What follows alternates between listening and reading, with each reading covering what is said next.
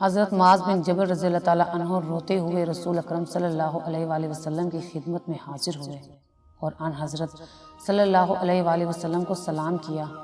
آپ صلی اللہ علیہ وآلہ وسلم نے سلام کا جواب دیتے ہوئے فرمایا، تمہارے رونے کی وجہ کیا ہے؟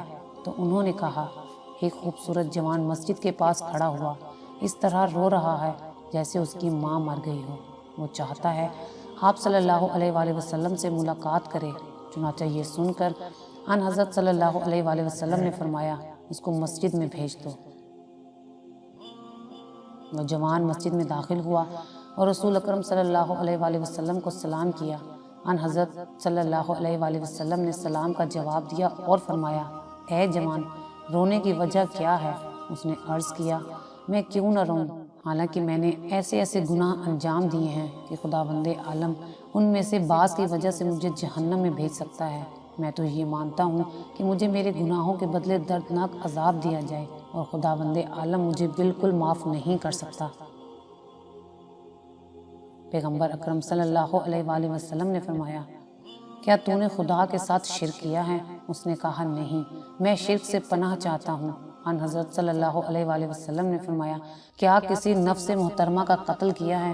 اس نے کہا، نہیں۔ آپ صلی اللہ علیہ وآلہ وسلم نے فرمایا، خداوند عالم تیرے گناہوں کو بخش دے گا اگرچہ بڑے بڑے پہاڑوں کے برابر ہی کیوں نہ ہو۔ اس نے کہا، میرے گناہ بڑے بڑے پہاڑوں سے بھی بڑے ہیں۔ اس وقت پیغمبر اکرم صلی اللہ علیہ وآلہ وسلم نے فرمایا، خداوند عالم تیرے گناہوں کو ضرور بخش دے گا، چاہے وہ ساتوں زمین، دریا، درخت، ذرات اور زمین میں دوسری موجودات کے برابر ہی کیوں نہ ہو۔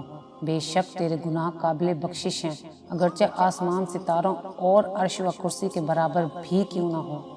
اس نے عرض کیا، میرے گناہ ان تمام چیزوں سے بھی بڑے ہیں۔ پیغمبر اکرم صلی اللہ علیہ وآلہ وسلم نے غیظ کے عالم میں اسے دیکھا اور فرمایا، اے جوان، تیرے اوپر افسوس ہے کہ تیرے گناہ زیادہ بڑے ہیں یا تیرا اللہ۔ یہ سن کر وہ جوان سجدے میں گر پڑا اور کہا، پاک و پاکیزہ ہے میرا پروردگار، یا رسول اللہ، اس سے بہتر تو کوئی نہیں ہے، میرا اللہ تو ہر عظیم سے عظیم تر ہے۔ اس وقت ان حضرت صلی اللہ علیہ وآلہ وسلم نے فرمایا، کیا بڑے گناہوں کو خدائے بزرگ کے علاوہ بھی کوئی معاف کر سکتا ہے؟ اس نوجوان نے کہا، نہیں یا رسول اللہ، قسم با خدا انہیں۔ اس کے بعد وہ خاموش ہو گیا۔ پیغمبر اکرم صلی اللہ علیہ وآلہ وسلم نے اس سے فرمایا، اے جوان، وائے ہو تجھ پر، کیا تو مجھے اپنے گناہوں میں سے کسی ایک گناہ کو بتا سکتا ہے؟ اس نے کہا، کیوں نہیں، میں 7 سال سے قبروں کو کھود کر مردوں کو باہر نکالتا ہوں اور ان کا کفن چوری کر لیتا ہوں۔ قبیلہ انصار سے ایک لڑکی کا انتقال ہوا، جب لوگ اس کو دفن کر کے واپس آ گئے، میں رات میں گیا، اس کو باہر نکالا اور اس کا کفن نکال لیا، اس کو برہنہ ہی قبر میں چھوڑ دیا۔ جب میں واپس لوٹ رہا تھا، شیطان نے مجھے ورغلایا اور اس کے لیے میری شہوت کو ابھارا۔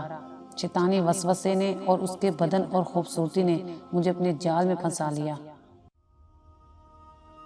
یہاں تک نفس غالب آ گیا اور واپس لوٹا اور جو کام نہیں کرنا چاہیے تھا وہ کر بیٹھا۔ اس وقت گویا میں نے ایک آواز سنی، اے جوان، روز قیامت کے مالک کی طرف سے تجھ پر وائے ہو، جس دن تجھے اور مجھے اس کی بارگاہ میں پیش کیا جائے گا۔ ہائے، تو نے مجھے مردوں کے درمیان برہنہ کر دیا ہے، مجھے قبر سے نکالا، میرا کفن لے چلا اور مجھے جنابت کی حالت میں چھوڑ دیا۔ میں اسی حالت میں روز قیامت محشور کی جاؤں گی۔ وائے ہو تجھ پر آتش جہنم کی۔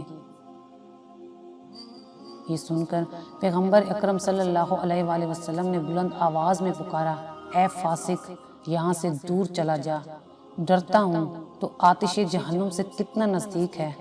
وہ شخص مسجد سے باہر نکلا، کچھ کھانے پینے کا سامان لیا اور شہر سے باہر پہاڑ کی طرف چل دیا، حالانکہ موٹا اور کھدرا کپڑا پہنے ہوئے تھا اور اپنے دونوں ہاتھوں کو اپنی گردن سے باندھے ہوئے تھا اور پکارتا جاتا تھا، خدا، یہ بہلول تیرا بندہ ہے، ہاتھ باندھے تیری بارگاہ میں حاضر ہے۔ پالنے والا تو مجھے جانتا ہے، میرے گناہوں کو بھی جانتا ہے۔ میں آج تیرے پشیمان بندوں کے قافلے میں ہوں۔ توبہ کے لیے تیرے پیغمبر کے پاس گیا تھا، لیکن اس نے بھی مجھے دور کر دیا ہے۔ پالنے والے تجھے تیری عزت و جلال اور سلطنت کا واسطہ کہ مجھے نا امید نہ کرنا۔ اے میرے اللہ، میری دعا کو رد نہ کرنا اور اپنی رحمت سے مایوس نہ کرنا۔ وہ 40 دن تک دعا و مناجات اور گریہ و زاری کرتا رہا۔ جنگل کے درندے اور حیوانات اس کے رونے سے روتے تھے۔ جب 40 دن ہو گئے تو اپنے دونوں ہاتھوں کو بلند کر کے بارگاہ الہی میں عرض کیا، پالنے والے، اگر میری دعا قبول اور میرے گناہ بخش دیے گئے ہوں تو اپنے پیغمبر کو اس کی خبر دے دے، اور اگر میری دعا قبول نہ ہوئی ہو اور میرے گناہ بخشے نہ گئے ہوں اور مجھ پر عذاب کرنے کا ارادہ ہو تو میرے اوپر آتش نازل فرما تاکہ میں جل جاؤں، یا کسی دوسری عقوبت میں مبتلا کر دے تاکہ میں ہلاک ہو جاؤں۔ بہرحال قیامت کی ذلت اور رسوائی سے مجھے نجات دے دے۔ چنانچہ اس موقع پر درج ذیل آیات نازل ہوئیں، اور یہ وہ لوگ ہیں کہ جب کوئی نمایاں گناہ کرتے ہیں یا اپنے نفس پر ظلم کرتے ہیں تو اللہ کو یاد کر کے اپنے گناہوں پر استغفار کرتے ہیں، اور خدا کے علاوہ کون گناہوں کو معاف کرنے والا ہے؟ وہ اپنے کیے پر جان بوجھ کر اصرار نہیں کرتے۔ یہی وہ لوگ ہیں جن کی جزا مغفرت ہے، اور وہ جنت ہے جس کے نیچے نہریں جاری ہیں، وہ ہمیشہ اسی میں رہنے والے ہیں، اور عمل کرنے کی یہ جزا بہترین جزا ہے۔ ان دونوں آیتوں کے نزول کے بعد پیغمبر اکرم صلی اللہ علیہ وآلہ وسلم مسکراتے ہوئے ان 2 آیتوں کی تلاوت فرماتے ہوئے باہر تشریف لائے اور فرمایا، کوئی ہے جو مجھے اس توبہ کرنے والے جوان تک پہنچائے؟ حضرت معاذ بن جبل کہتے ہیں، یا رسول اللہ صلی اللہ علیہ وآلہ وسلم، ہمیں خبر ملی ہے کہ وہ جوان مدینے سے باہر پہاڑوں میں چھپا ہوا ہے۔ رسول خدا صلی اللہ علیہ وآلہ وسلم اپنے اصحاب کے ساتھ پہاڑ تک گئے، لیکن جب وہ نہ ملا تو پھر پہاڑ کی بلندی پر پہنچے تو اس کو 2 پتھروں کے درمیان دیکھا کہ وہ اپنے دونوں ہاتھ گردن سے باندھے ہوئے ہیں۔ گرمی کی شدت سے اس کے چہرے کا رنگ سیاہ ہو گیا ہے، زیادہ رونے سے اس کی پلکیں گر چکی ہیں، اور کہتا جاتا ہے، اے میرے اللہ، میری پیدائش اچھی قرار دی، میرا چہرہ خوبصورت بنایا، میں نہیں جانتا کہ میرے متعلق تیرا کیا ارادہ ہے، کیا مجھے آتش جہنم میں جگہ دے گا یا اپنے جوار رحمت میں جگہ دے گا؟ خدایا پروردگار، تو نے مجھ پر بہت احسان کیے ہیں، اس ناچیز بندے پر تیری نعمتیں سائف ہیں، میں نہیں جانتا کہ میرا انجام کیا ہوگا، کیا مجھے بہشت میں رکھے گا یا آتش جہنم میں ڈالے گا؟